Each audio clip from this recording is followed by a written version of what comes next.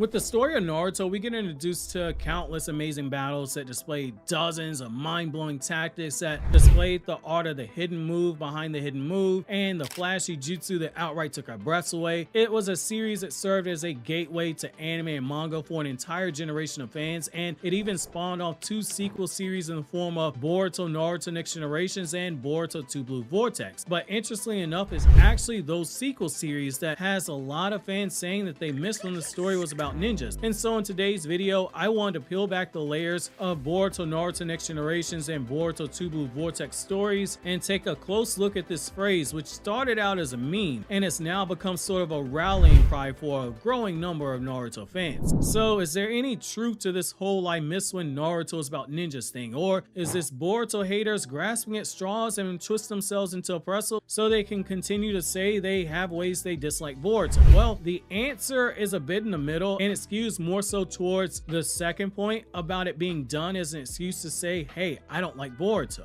With any sequel series, you do expect for there to be some progression in the world building and existing story elements and concepts that were introduced into the prior series, which Boruto does do, if we're being honest. However, the reason why I say this leans more so into the territory of being a disingenuous take, where people say I miss when the show was about ninjas, is when we start unpacking the reasons people say it doesn't feel like Naruto, and we run into a few big problems. So number one, we're talking about feelings and not facts. Feelings are emotions that all of us have, which makes them subjective, especially when you start dealing with nostalgia, because nostalgia is tied to a point in time that you have. You won't ever find something that takes out that nostalgia in most cases. Facts are verifiable statements or evidence that cannot be disputed. As we'll go over in this video, some of the feelings that people have that they're expressing are debunked by cold hard facts. Number two builds on the last point, which is that due to Naruto being a gateway series for a lot of fans, there is a bit of nostalgia that comes from being associated with it.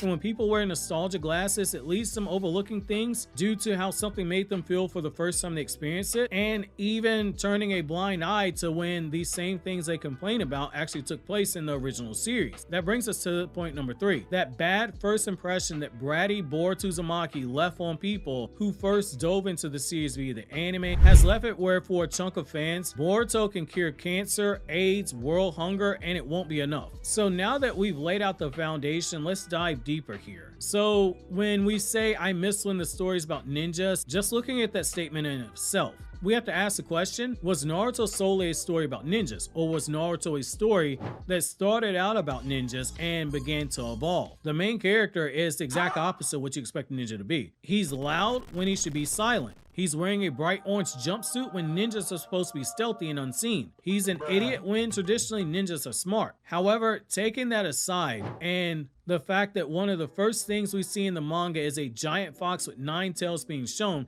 people obviously mean they miss when the fights felt like more ninja fights. Yet let's be honest, Naruto's fights evolved past that a long time ago. And by a long time ago, I mean after we get out the Chunin exams, it really stopped being ninjas versus ninjas. We went from ninjas versus ninjas with Team 7 versus Zabuza and Haku to ninjas versus kaiju with Naruto versus Gamabunta and the legendary Sannin in the 3-way battle after the 3rd Hokage's death, where you had kaiju battling each other and battling the various members of the legendary Sannin that they were assisting and battling against. And then it went to ninjas versus ninjas who can transform into kaiju with Naruto versus Gaara. Then we get ninjas versus terrorist ninjas in the form of Konoha versus the Akatsuki, but that was packed with wacky stuff. Kisame literally looks like a fish. We had Sakura battling Sasori, who wasn't a full human anymore because he was actually a freaking puppet who had freaking flamethrowers on his palms. And we had fights like Deidara versus Sasuke, where the guy has freaking mouths on his hands, and Kakashi versus Kakuzu, where the guy has 5 different hearts that can move autonomously, or Jiraiya versus Pain, where the enemy is controlling 6 dead bodies simultaneously. Then we went to ninjas versus chakra monsters by seeing someone like Deidara and Obito fight against the 3 Tails when they went to capture it when it was living in that lake. Then it went to ninjas versus ninjas who can transform into whole ass chakra monsters. And as we see with Sasuke versus Killer Bee, that chakra monster, it can actually speak. Then we got ninjas versus zombies in the 4th Great great ninja war. But at least that was done with a twist, right? At least these ninjas were ninja zombies. Sure, but that led to ninjas versus an alien goddess who was the final villain of the story. And we cannot forget that the godfather of this whole shinobi stuff that we're all loving ended up being a half alien love child of this goddess that was the final villain. But hey, let's just take all that and we'll put it to the side, because we all love Naruto's character journey and the story presented, and the people who pass on this talking point, they don't just mean that it was battles of ninjas versus ninjas. They mean all the other stuff too, right? Like for instance, let's say nobody uses hand seals anymore in Boruto. Hand seals, they're a staple of being a ninja. That's how you're supposed to perform ninjutsu, and that's how you start and begin the sparring matches, by making the requisite hand seals that are traditionally made. The problem with that is that, once again, it's kind of showing that there's biasy blinders that are placed on people when they're saying this when they're looking at Boruto. Boruto and Kawaki, they literally make the same seal of reconciliation at the end of the sparring match that they had that Naruto oversees in the car arc before Delta shows up. The exact same seal that Naruto and Sasuke made back in the academy when they fought. We literally see characters in Boruto, Naruto Next Generations continuously waving hand seals in their fights, and if you pay very close attention from the start of the series, when they're in the academy, some of the characters are actually weaving them a lot slower than they do later on, because for obvious reasons they aren't as experienced and they had to actually train. To say that there aren't being hand seals weaved just shows that you're only really watching the battles when Naruto and Sasuke are fighting Otsutsuki like fused Momoshiki, and those are the only fights that you're paying very close attention to, and hey, they don't use ninjutsu in those fights. So how can I say that outside of what just got stated? It's also because in those fights, you don't see as many ninjutsu being performed because Naruto and Sasuke are fighting Otsutsuki,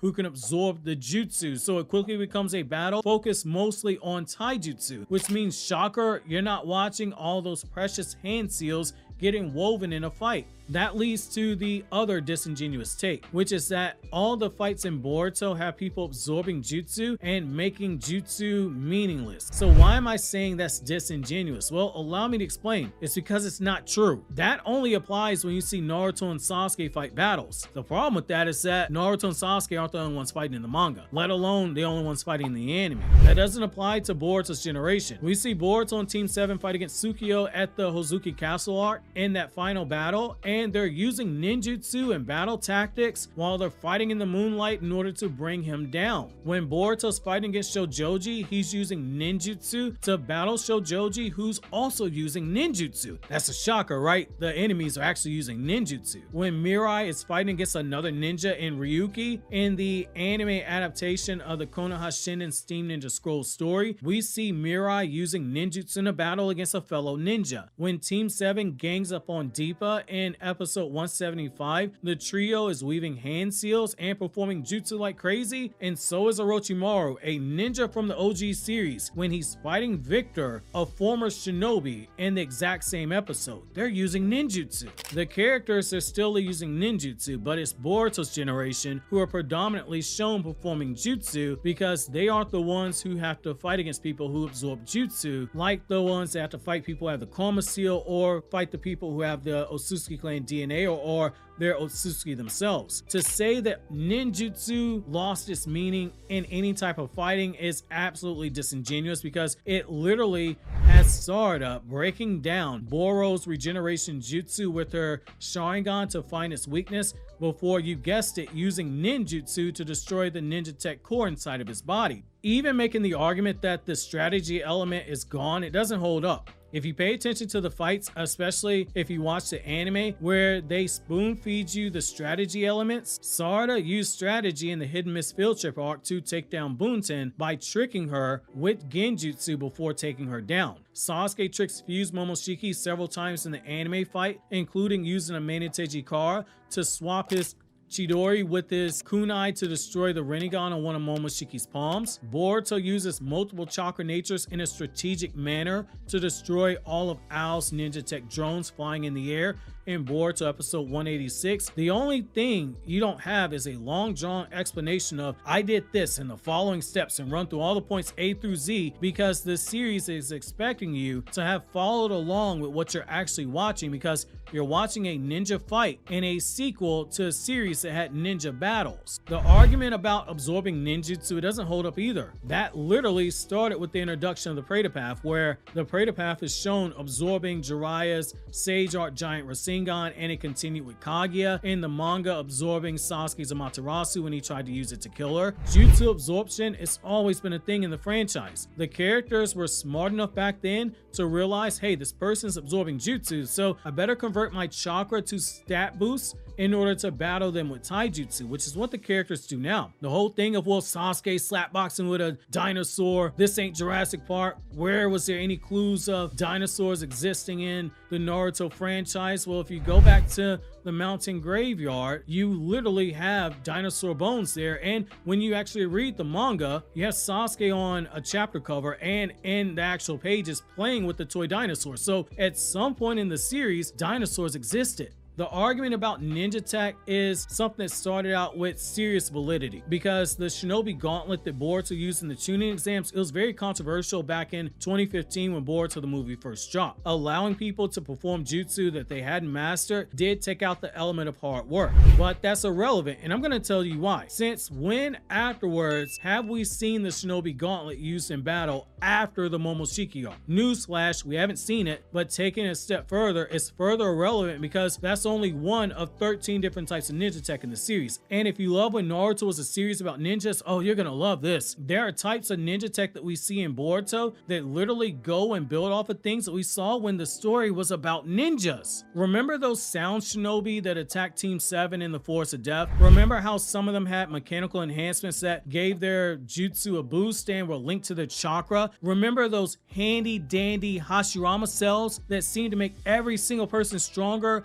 and got used to make every plot hole get filled that you can think of? Well, all those pesky car inners who are cyborgs who function in the same way that combines both aspects of those things, you can go back to Naruto to explain all that stuff. The ninja tech that the car use, while it can cause them to overheat like we saw with Kawaki and Delta, the jutsu they perform using ninja tech is linked to their chakra, just like the mechanical enhancements that Orochimaru did to people like Zaku and Dosu in the tuning exams. The nanotech that Amato uses, the Bohr car files, of the physical volumes of the manga alludes to it being a byproduct of Konoha's Hashirama cell technology. Amato's nanotech uses those handy dandy Hashirama cells because he tried to use Shibai Otsuki cells, which that led to problems with Jigen because Jigen realized they were too strong and that he was trying to kill Jigen and then turn around and kill Ishiki later on. Amato's tech brings out the power to a higher level than the Hashirama cells could do on its own. Yes,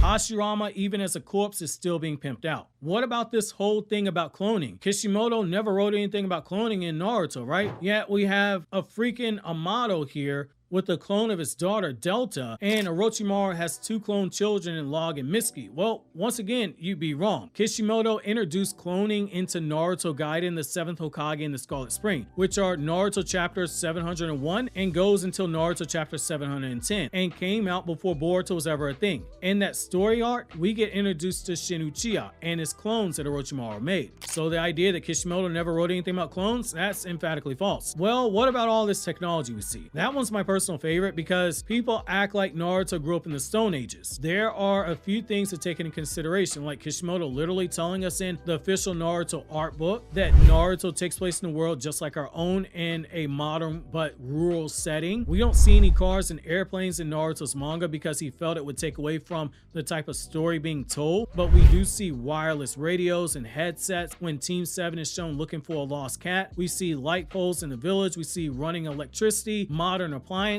and a few other modern appliances that you see growing up in the 90s. We see literal movie theaters in the manga, and we have Team 7 watching a movie in the first Naruto movie. By the 4th Ninja War, we see all this crazy machinery that is supplied by the Hidden Cloud Village, which the 2nd Naruto fanbook tells us is the most technologically advanced of the 5 villages, and is super out there some of the technology they're using. Taking Kishimoto's statement a little further, Naruto came out in the late 90s, and Kishimoto began working on the concept for the story of Naruto in the mid-90s. That's a very drastic difference from today. Not everyone had a cell phone back in the late 90s. Not everyone had the internet, especially in rural areas like you see in Konoha. Kishimoto took the 14-year time skip between Naruto chapter 699 and chapter 700 to showcase a technology jump consistent with the world that we live in, because a story that started in 1999 and ended in 2014, that's why we got a 14-year time jump, and the technology we saw was closer to